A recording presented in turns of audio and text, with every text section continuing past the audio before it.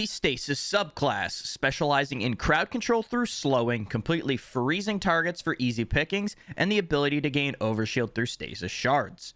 These stasis builds for each class are must-haves in your arsenal for tackling Legend Onslaught. Let's dive in. Starting with the Stasis Hunter, our exotic is going to be Renewal Grasps, so our Duskfield grenades have a larger area of effect and reduce damage for allies inside and enemies dealing damage towards you that are inside your Duskfield. Our super, Silence and Squall, Gambler's Dodge to get our melee back, Withering Blade, and then obviously Duskfield grenades. Our aspects are going to be Touch of Winter to increase the size of the Duskfield even more and increase the size of the Stasis Crystal inside. Winter Shroud will be our second aspect, so when we dodge, it'll slow nearby targets. Our fragments are going to be Whisper of Chains, Fissures, Shards, and then Durance. When we take a look at what stats to build into here, you're going to want Resilience, obviously, High Discipline, and then High Mobility. If you can get a little bit of Recov in there too, that's great. Moving on over to weapons, we have a ton of options here. In the Kinetic slot, Aegir Scepter is great. Forerunner is amazing for those pesky Tormentors. You could also go with an Ias Luna or a Riptide or whatever hand cannon you want in the Kinetic slot, like the brand new Midnight Coup. In the Energy slot, Indebted Kindness is my go-to. If you want to run double special, you could definitely run this with Aegir Scepter, but if you're not comfortable running double special and you're already running a special in the Kinetic slot, then something like Zali's Bane, or you could go Sunshot if your exotic slot isn't taken up, or you could even go with Risk Runner. Anything will work as long as you can take care of some adds with that primary weapon. In the Heavy slot, I actually really like to use Chain of Command as it pairs in with stasis weapons, and it's a very solid LMG. But I always use LMGs or linears for the main waves so that if a Tormentor spawns, you can take care of it fast. Same with those Demolitionists. And then I swap to a Rocket for DPS. Finally, let's take a look at the mods here. On our helmet, we're going to go with a Siphon mod for your primary or special weapon, Dynamo, and then a special or heavy ammo finder. On the gauntlets, we're going to go with Impact Induction, Momentum Transfer, and a Grenade Kickstart. The chest piece will be resistances for whatever the threat is that week. Then on the legs, we're going to go with Innervation, Recuperation, and a Better Already. On the class item, a Bomber, Powerful Attraction to grab as many orbs as possible when you use that dodge near enemies, and then Reaper to create an orb after using that dodge and getting a kill. In the artifact, make sure you grab Pillar of Ice and Hail the Storm to further enhance this build. Another one that you could also go with is the Flame Fiber and Freeze, so you can grab Solar Stasis Siphon mods into one. Moving on to the Stasis Warlock, with one of the best builds arguably for Legend Onslaught, with the Osmiomancy Gloves as your exotic. In the subclass, Winter's Wrath, the super, Healing Rift, Penumbral Blast, and then Cold Snap Grenades. Our aspects are going to be Ice Flare Bolts and then Bleak Watcher. Fragments, they will be Whisper of Bonds, Whisper of Fissures, Whisper of Refraction, and then Whisper of Chains. For stats to build into in this build, obviously 100 Resilience. High Recov and Discipline will be what you want.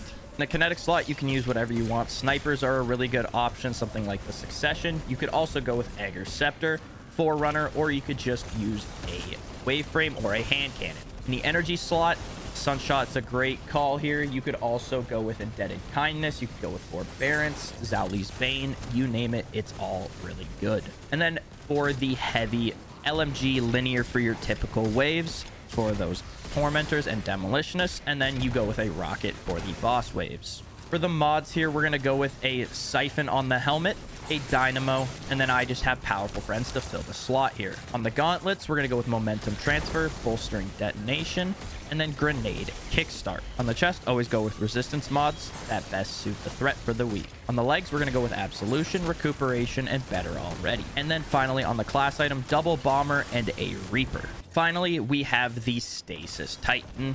One of the builds that pleasantly surprised me with how fun it is and how much chaos you can cause with this build. We're going to be bringing in the Hoarfrost Z exotic, which replaces our Barricade with a wall of stasis crystals. Our super is going to be Glacial Quake. We're going to go with Rally Barricade for the lowest cooldown, Shiver Strike, and then Glacier Grenades. Our aspects are going to be Howl of the Storm and then Cryoclasm. Howl of the Storm will allow us to activate a charged melee while sliding to launch a wave of stasis energy to freeze targets and create stasis crystals. Cryoclasm is going to allow us to slide into those stasis crystals to destroy them, dealing damage to enemies nearby. Our fragments are going to be Whisper of Chains, Refraction, Fissures, and then Shards. For the stats you want to build into with this, you're going to definitely want to go with High Resilience, obviously, then High Discipline and Strength for your abilities. When it comes to the weapons in this build, the exotic weapon I'm going with is Salvation's Grip. And no, this is not a meme. This thing is actually really good for this build because it allows you to have free ability regen with the stasis crystals while destroying them. And you can also have the ability to do a lot of damage with it, especially to enemies in large packs.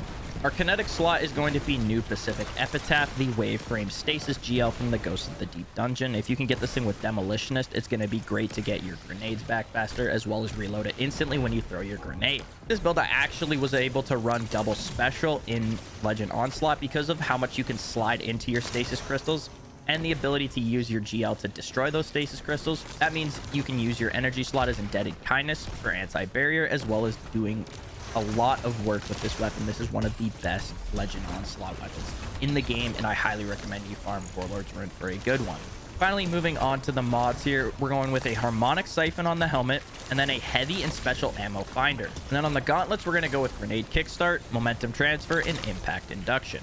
On the chest, as always, resistance mods for the threat that week. On the legs, we're going to go with Absolution, Recuperation, and Better Already. And then on the class item, Outreach, Bomber, and then a Reaper.